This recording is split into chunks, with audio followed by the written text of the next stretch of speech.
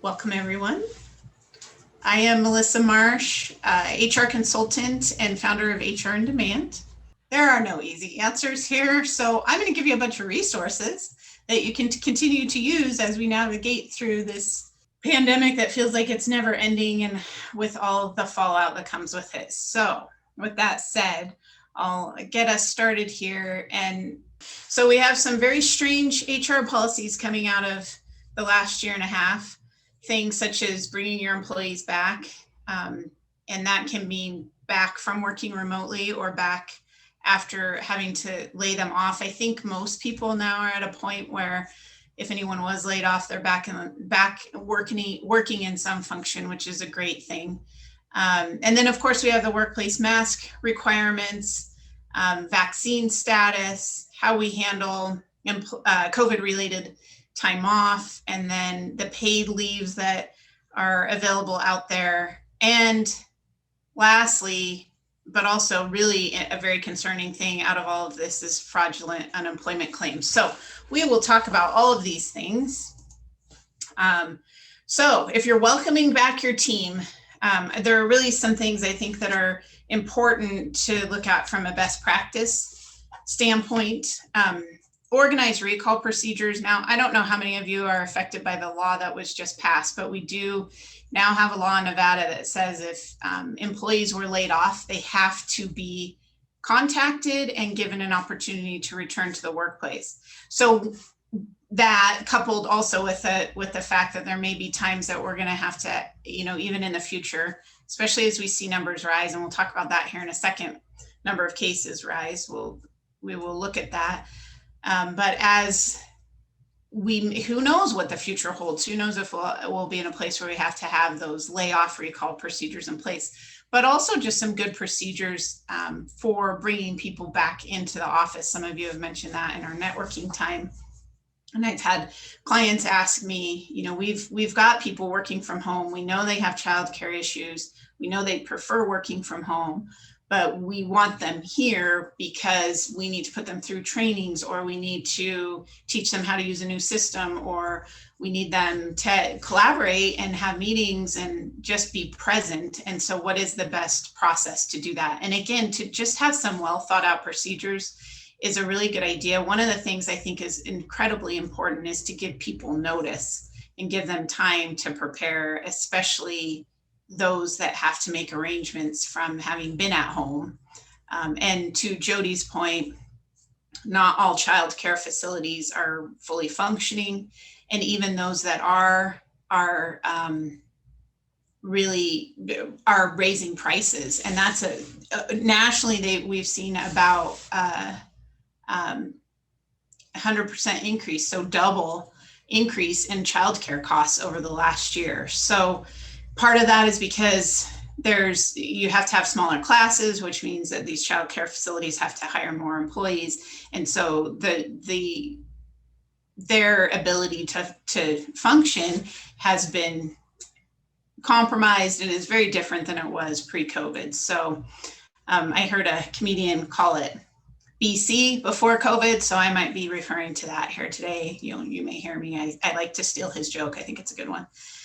But everything has changed, and now we have worker shortages, and so childcare facilities may not even have people to hire to have the numbers that they need. So if you have organized recall procedures, you can please include giving time for employees to come back, to make a plan to be able to come back to work.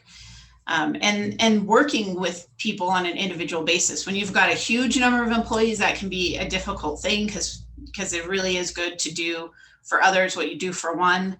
And again, those procedures can help you have some consistency, and you'll hear me say consistency quite a bit today. And then there's the consideration to have a remote work hybrid plan, which is however it works best to set that up for different entities. So what's going to work in one place may not work well in another place.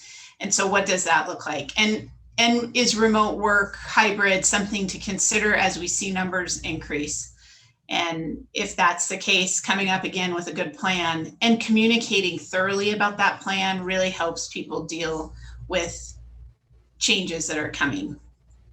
And then hopefully, one of the big things that businesses have learned throughout this is that it's incredibly important to have a continuity plan for your business, because we now know how severely disrupted we can be with no warning, and really what are the things that your business could do if you were in a situation where you had to shut down again, or if you were in a situation where you can no longer have patrons coming through the door, or, all of those considerations are now, we can see such a reality. And so hopefully plans can be made coming out of that. And then some OSHA considerations that are really important.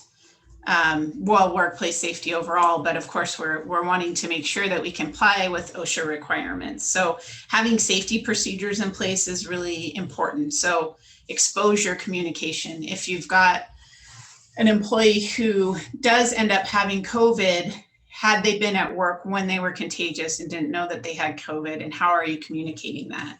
So there's some important considerations with that, and it's, this is personal health information.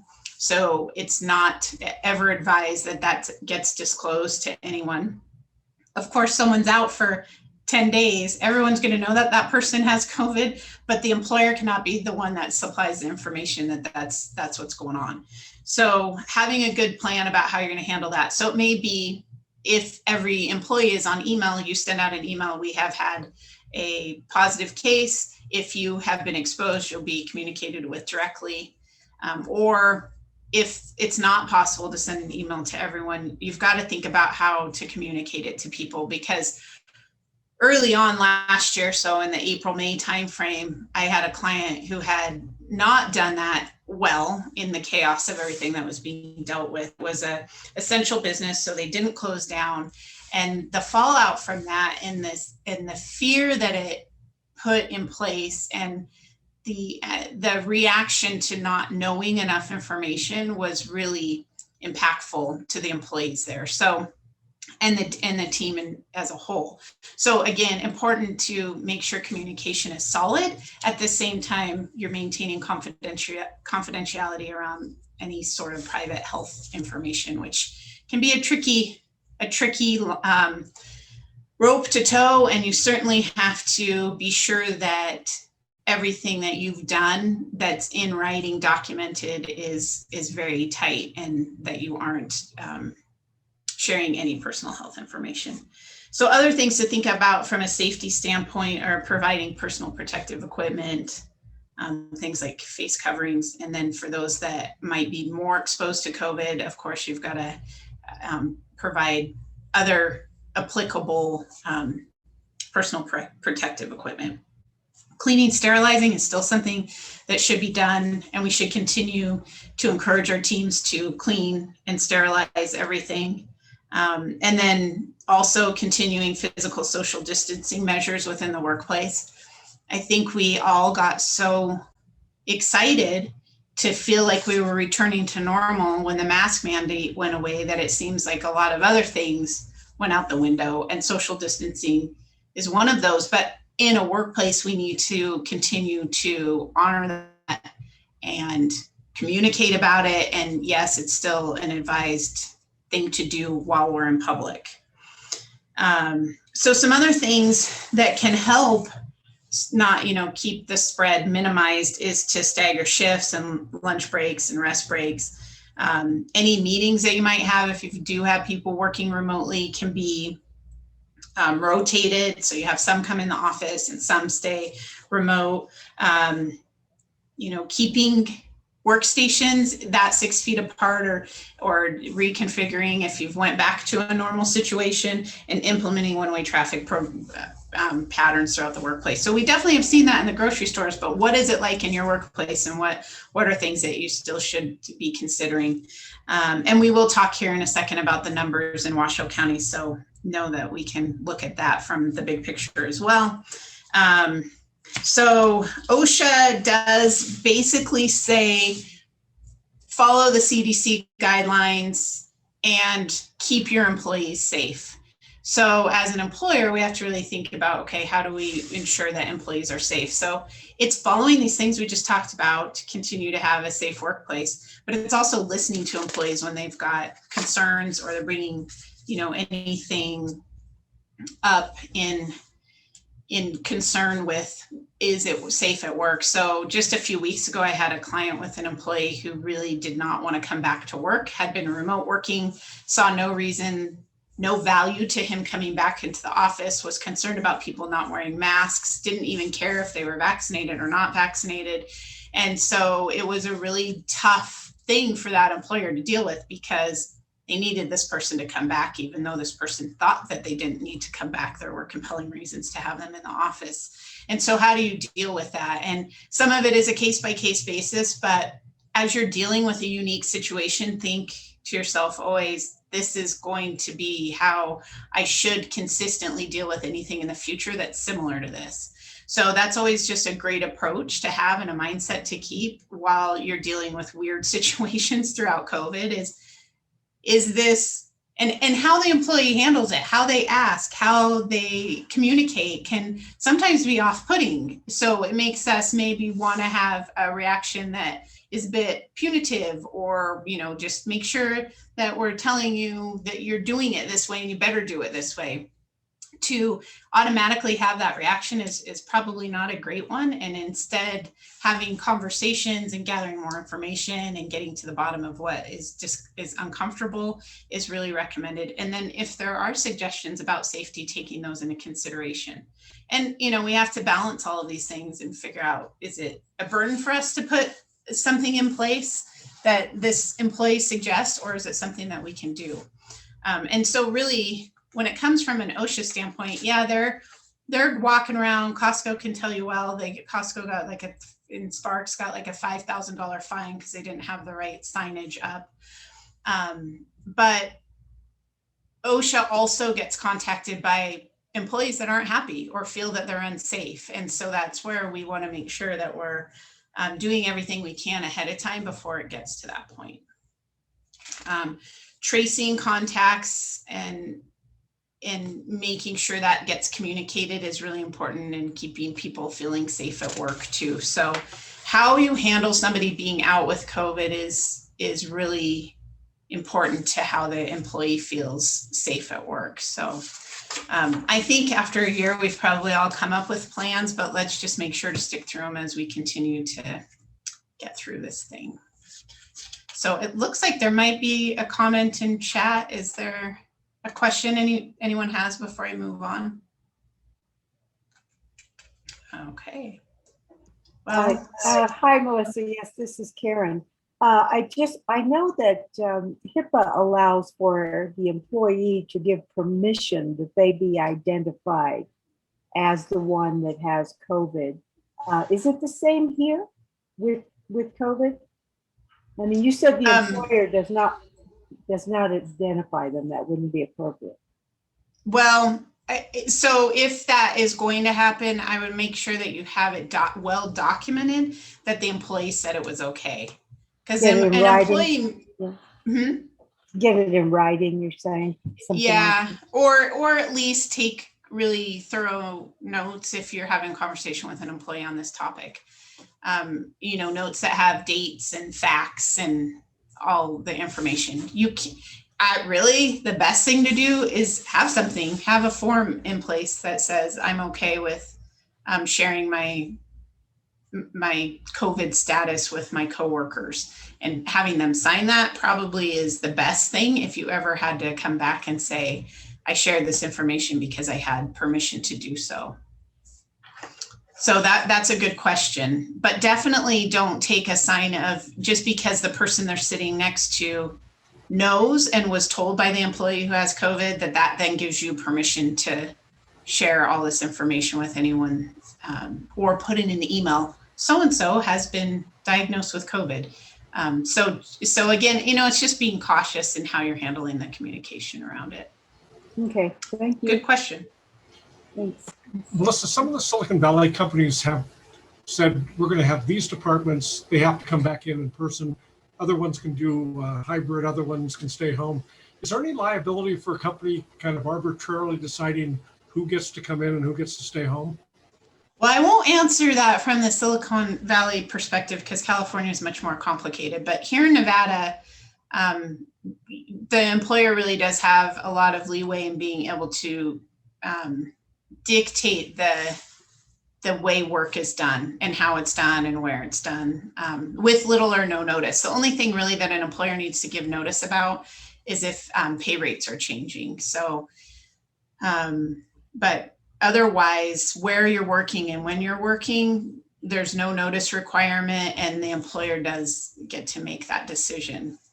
But that doesn't mean that it's not going to have bad outcome if somebody isn't happy about it. And it's so often, it's just the way it's handled and communicated. So if we can, get a buy-in, give people enough time to acclimate to the fact that they're having to come back in the office, or to understand why that department down the hall gets to remote work and have the cush life of staying at home and not commute, then why do we have to be here? And the communication around that why is so important. So yeah, the employers have, a lot of freedoms around being able to dictate all of those things, but the problem is, how does it affect morale and how does that affect your ability to retain your employees? And those are real big concerns right now. So good question. Thanks.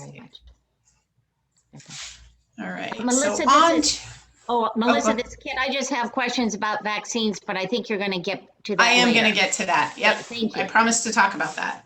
Okay. So as I said, Nevada OSHA really looks to the CDC for the guidance, and they are the ones that are enforcing the rules around safety, right? And especially when it comes to people being safe and not dangerously exposed to COVID in the workplace. So that's where we kind of have to take our guidance from. And since they're looking at the CDC for their guidance, it's just a good idea to use the CDC in your workplace. So now the things that I would say are important when you've got employees and you're considering all these things is to have the CDC website in your bookmarked list and you're looking at it on a regular basis. What are their current and updated recommendations? And then know that the safety ramifications from that are what Nevada OSHA is going to be looking at.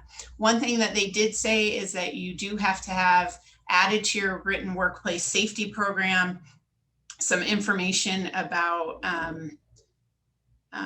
the COVID-19 prevention program. So the Washoe County has required that a separate program be written and in place, and has named a number of agencies that can come into a workplace and ask to see that COVID-19 prevention program.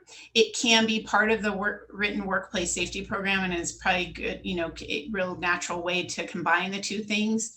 But just know that OSHA requires COVID-19 prevention in the written workplace safety program, and then Washoe County is requiring a COVID-19 prevention program.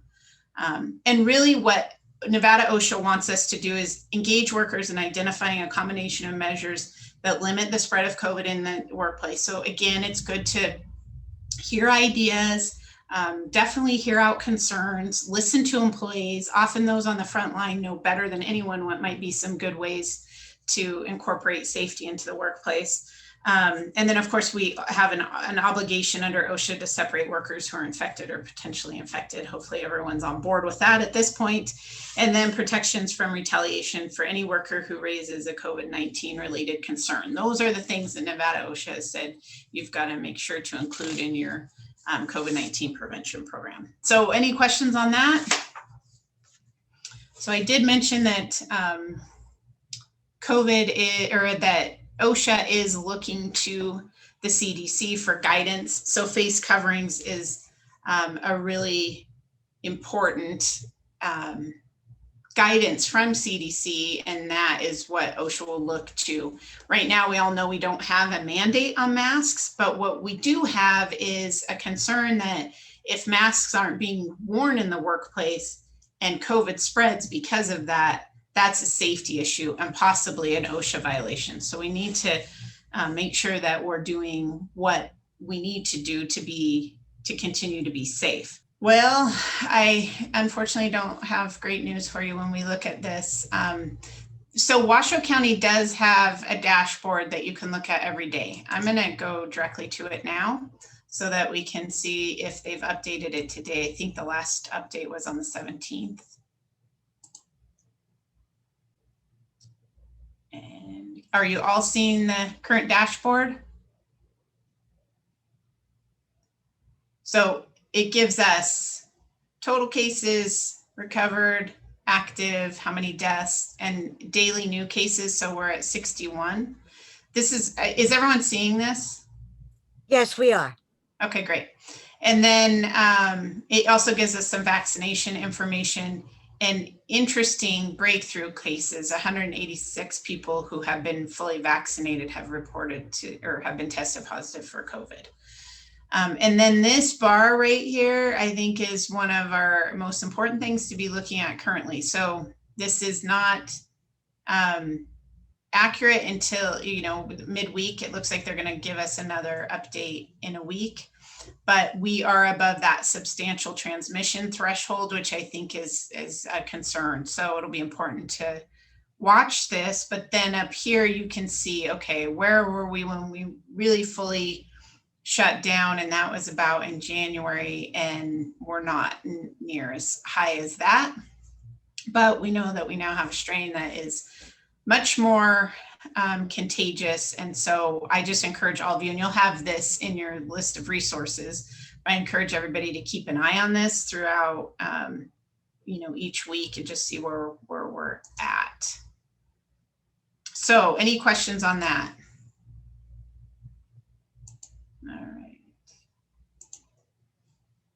So back to our slideshow, vaccine status. So are we or are we not to be asking about an employee's vaccine status? And the answer to that is that yes, you can ask about it, but I would do it in a way that you are maintaining private health information with whatever vaccine status the employee has. So this can be a tricky thing if you don't have supervisors who are well trained. They may not know not to talk about vaccine status, but it is considered personal health information, and it does need to be kept private by the employer. But then we, as you all have talked about, we've got signs everywhere that says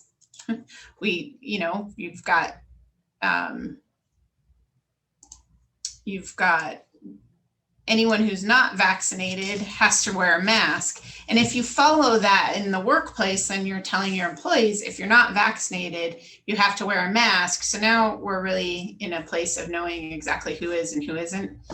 And in the workplace, if you want to, you can require your employees to wear masks. And that might not be a bad idea if they're handling food or if they're interacting regularly with the public.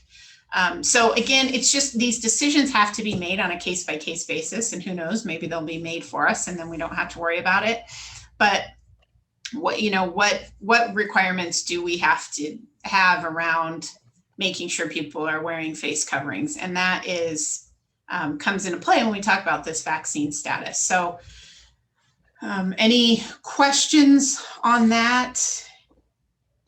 Melissa, I do. I thought because the vaccines were authorized on an emergency basis, that therefore employers could not ask about vaccination status. Is that old information, or do you know anything about that? Yeah, I can speak to that for sure. So that, I think we're really talking about two different things. When if you're going to ask about vaccine status for the purposes of wearing face coverings, that's one thing. If you're going to mandate vaccines in the workplace, that's a different thing. And I have heard a lot of different things about whether or not that's a good idea when we have the vaccine under emergency use authorization. But there is no case law, there are no laws that say that employers cannot mandate vaccines. So employers are allowed to do that. And I'll give you an example of one that did it in Texas. It was a I don't know the name of the hospital because I don't have it in front of me, but it was a large hospital. They mandated the vaccine and they lost 120 people either because they wouldn't get vaccinated or because they wouldn't get vaccinated and they didn't have an accommodating reason under Americans with Disabilities Act to not be vaccinated. So those 120 people lost their jobs. They all got together and sued and said, you shouldn't be forcing us to get vaccines.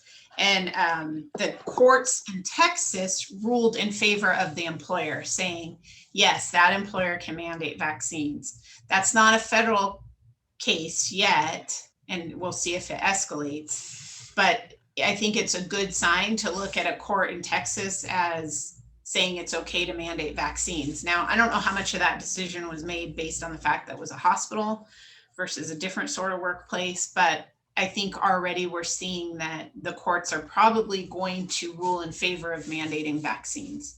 The real question becomes, if you do so, and I'm going to talk about this in a little bit too. We'll just go on to the next, to our next slide, which is about this. There's just, in general, employers can mandate vaccines, but there's a lack of legal guidance on how this is handled. And then if an employer does mandate a vaccine, they then have to properly handle any request for accommodation to not get vaccinated. And that's what is, in my mind, the biggest source of liability in mandating vaccines. Accommodations under the ADA are very tricky. All you have to do is go onto the EEOC website, and that's eeoc.gov.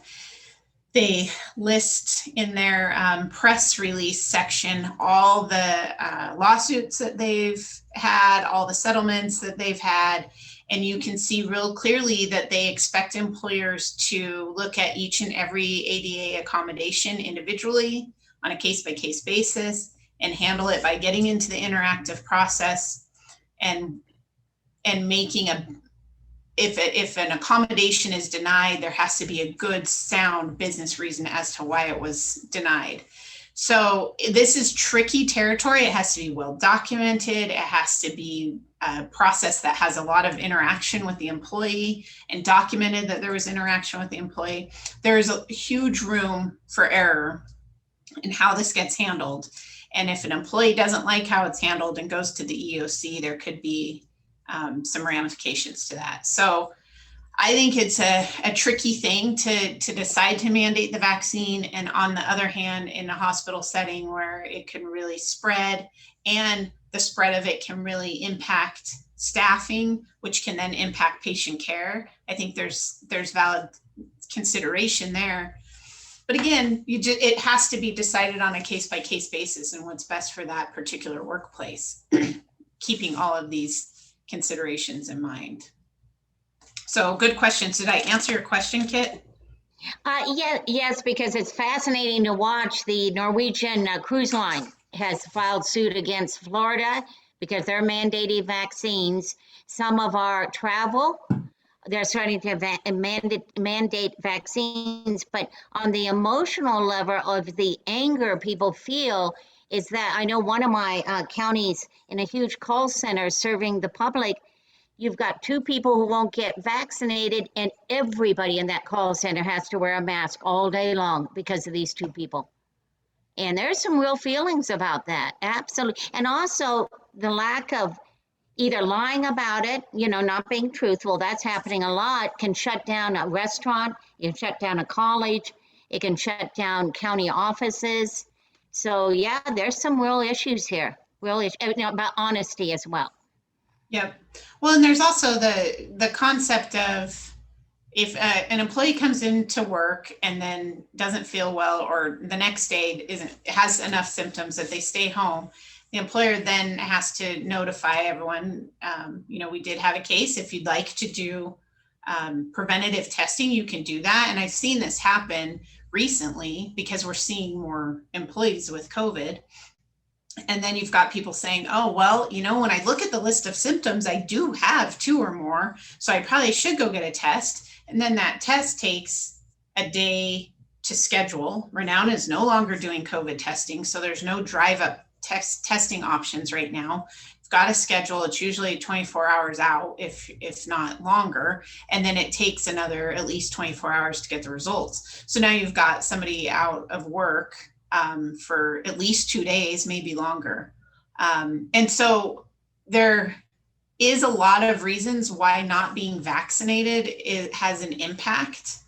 But then we have to go back to the fact that if we aren't, as an employer, if we're not deciding to mandate the vaccine, then we are saying you have a choice, and we have to be respectful of that choice.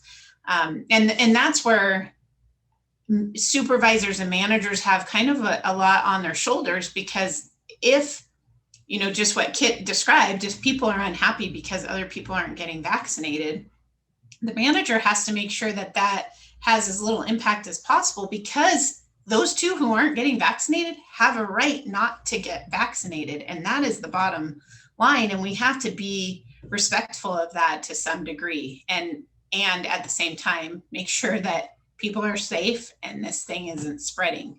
So there's so much here to unpack and be mindful of and work on every single day. And especially as we're seeing more people at missing work because they have COVID. So any questions before I move on? All right. So speaking of people missing work, we did have updates to the Family First Coronavirus Response Act that had provisions in it for paid leave that could then be reimbursed to employers through tax credit. That all went through, actually had an extension to March of this year, and then Biden extended it all the way through the end of September of this year. At the same time, effective April 1, some new reasons were included for this paid leave. New amounts, there was an increase to the amount of paid leave that was available.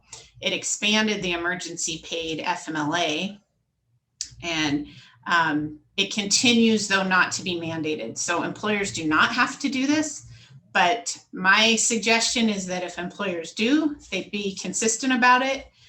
Those tax credits are available, and if employers are asking for reimbursement on tax credits, they better have the documentation in place, because this is now an IRS issue, and we'll talk about that in just a little bit. So really important to maintain consistency around these paid leaves. So I bet you're wondering, how do you get the tax credit? Well, hopefully if anyone's familiar with this or needs information on this, you've already got this all dialed in. But really important to do it through payroll taxes. You need some guidance from your CPA and from your payroll service provider. And what the IRS is saying is that the documentation for why you're getting the tax credits has to be maintained for at least 4 years. What that tells me is that if there is an IRS audit, this information is going to be part of that IRS audit. I also heard at one point, and haven't heard much about this recently, that individuals may be audited on this too. So let's imagine that someone worked at one employer in the beginning of COVID and then switched jobs, maybe even more than once, and worked at different employers. Did they use more than what they were allocated to have for their paid sick and for the different reasons that paid sick leave is provided? And if so, that may be a personal tax liability. So there's that consideration. So you may be wanting to ask your employees, have you used this at all prior to even being here? And keep in mind that you should keep your totals under the what's being reimbursed by the government. So I don't know how the IRS will handle an employer who overpays someone because they didn't know they took it at another job. So I would say maybe it's important to have that conversation with people as well. Have you taken this paid leave anywhere else? And if so, how much have you used? But making sure to have good documentation about the reason that the person was on leave and the reason that the employer can be awarded that tax credit is incredibly important, because I think we're going to see those in IRS audits. So it wouldn't surprise me if we did. So as I mentioned, there's different reasons now beginning April 1 for this paid time off that can have the tax credit. So anything related to COVID, so illness, caring for a family member, waiting for test results, those things all fall into that category. And some of them, when it's personal, like my own sickness, my own waiting for a diagnosis, that's paid at 100%. If I'm caring for someone else, or the emergency expanded FMLA, which is if my child can't go to school and I need to stay home with them, those are paid at 2/3 rate, not 100%. And then what got added onto that was being paid for missing work to receive the vaccine and recover from the vaccine and any reaction illness related to having the vaccine. What's interesting in this, and again, keep in mind, this isn't mandated, so employers don't have to provide this, but what you see happen, and especially as we're seeing more cases, people are missing work, and employers do want to be able to pay them, not just send them home while they await test results, and now they don't get paid anything at no fault of their own. Instead, they want to be able to provide this paid sick leave. And so making sure that we're doing that consistently and treating everyone the same way, and also keeping in mind that it's the employee's decision as to whether they get this paid leave or not. So having a conversation, making sure we're documenting that they did in fact want it, they didn't want some other kind of paid time off. And then the emergency expanded FMLA now says all the reasons that the sick leave, all those things I just mentioned, can now also be applied to FMLA, whereas before April 1st, it was only if a school or childcare was not available. So what you have now is a situation where someone could have up to 15 weeks of paid leave. And so what a lot of employers are doing, and I've heard attorneys recommend, is that you provide the sick time, but you don't provide that emergency expanded FMLA. Again, consistency is the most important thing. So whatever gets decided, however it's done, it needs to be done consistently, and it needs to be tracked so that you don't go over the amounts that are allowed, which for the sick time is originally was 80 hours, and then another 80 hours was added to that. And then the emergency expanded FMLA is 12 weeks. So a lot to consider there, right? Any questions on that? It is 4 o'clock, Dave. So do you want me to keep going?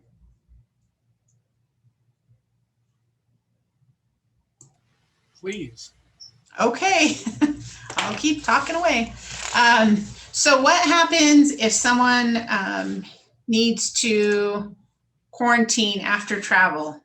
And the CDC is still recommending that people quarantine after travel. And if they're not vaccinated, to absolutely quarantine after travel, even domestic travel.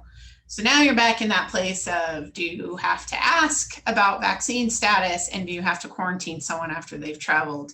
And that can get really cumbersome and sticky. So again, I would say have some sort of procedure so that each and every time this comes up, it's being handled consistently. Definitely if they're traveling internationally, you're going to have to do some quarantining, and hopefully an employee that does that knows that and is already prepared for it. But again, just making sure, yes, those recommendations are still there. This could be a workplace safety issue. So having a procedure that gets handled consistently is recommended.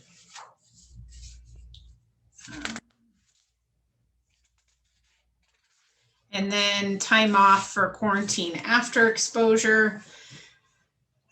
This is also, we just talked about all those paid leaves, so that could come into play then.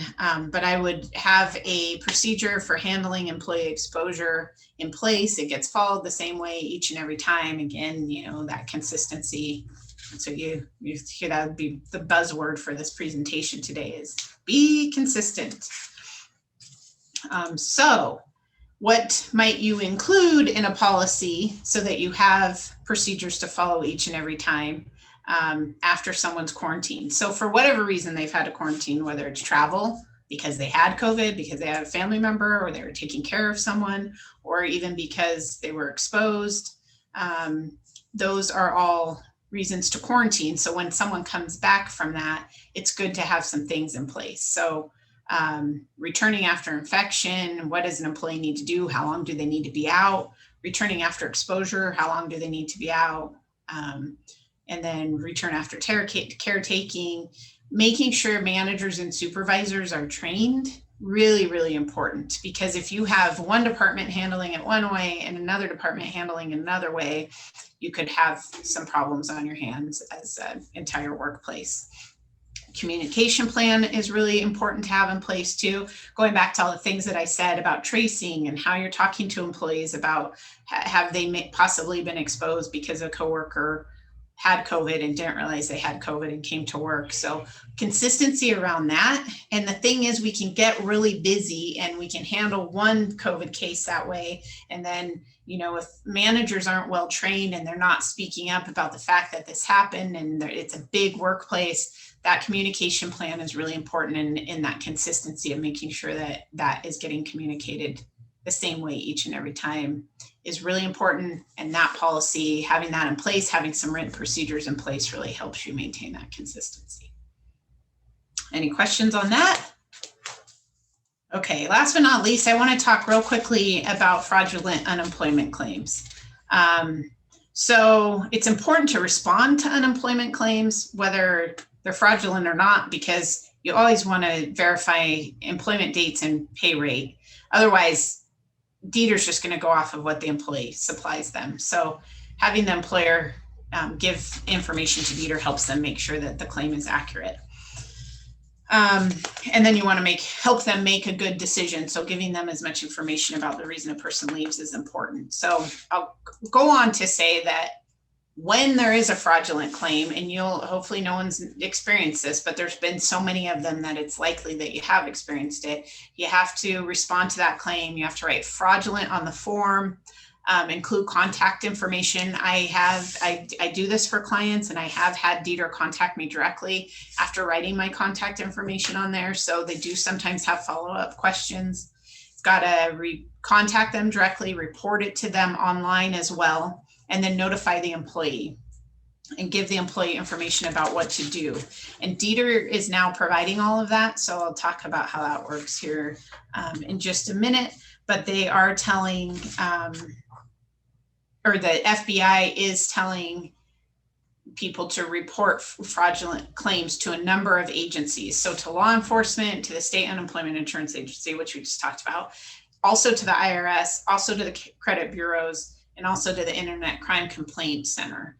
And you'll get access to these slides and have all these resources, but making sure that the employee understands that they need to report all this information is really important. So when you report the fraudulent claim to DETR online, it then, as soon as you hit submit, it pops you onto another page that gives you information about what the employer should do and what the employee should do. And it's just great to copy the employee piece, copy and paste it into an email and send it to the employee, making sure that they understand what their responsibility is, because ultimately they have to treat this as identity theft.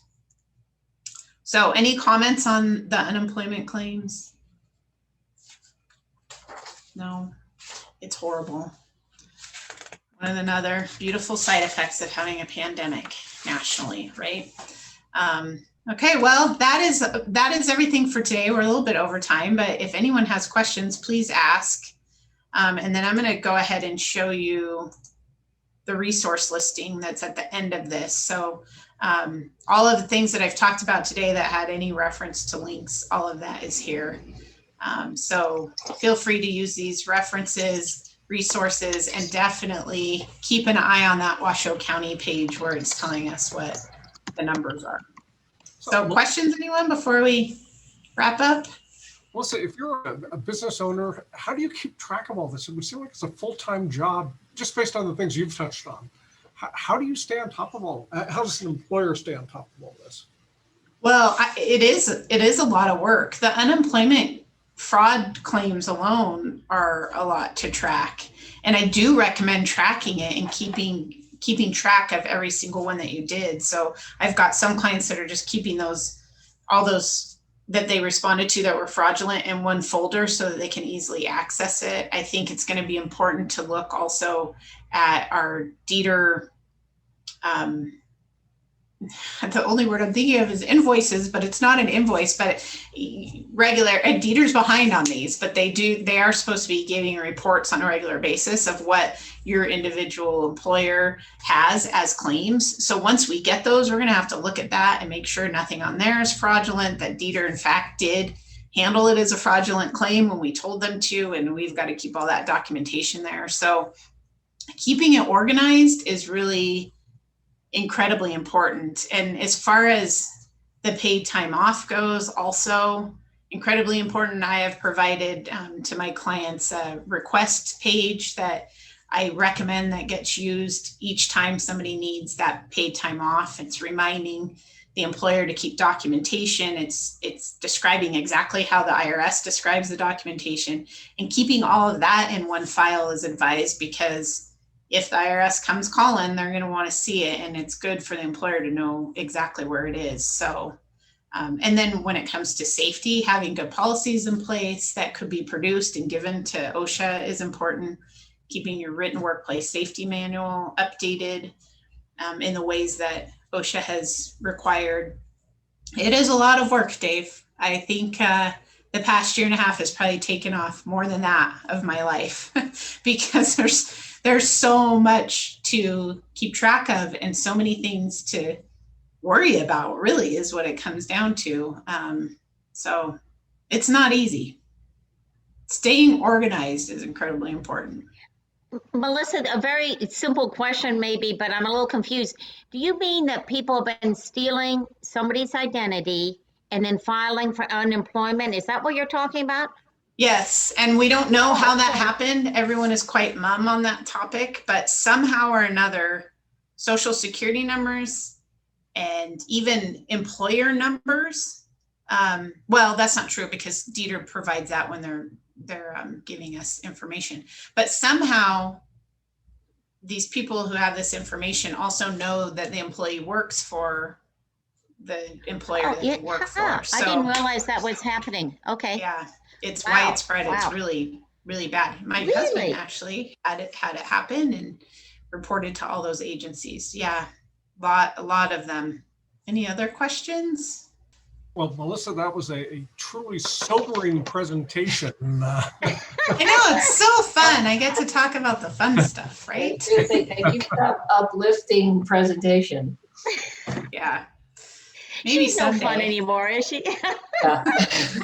No, it was excellent. It was excellent. Thank you. Yeah, it was. Yeah, thank you so much. That was eye-opening and almost more information than we can digest. But he was sending us the PowerPoint, so we can ship that out as well. Thank you, Melissa. Thank you, are Melissa. a Yoda. Thank you, Dave. Thanks for having me. Thanks for being Melissa. here, everyone. Thanks, Good to everybody. see y'all.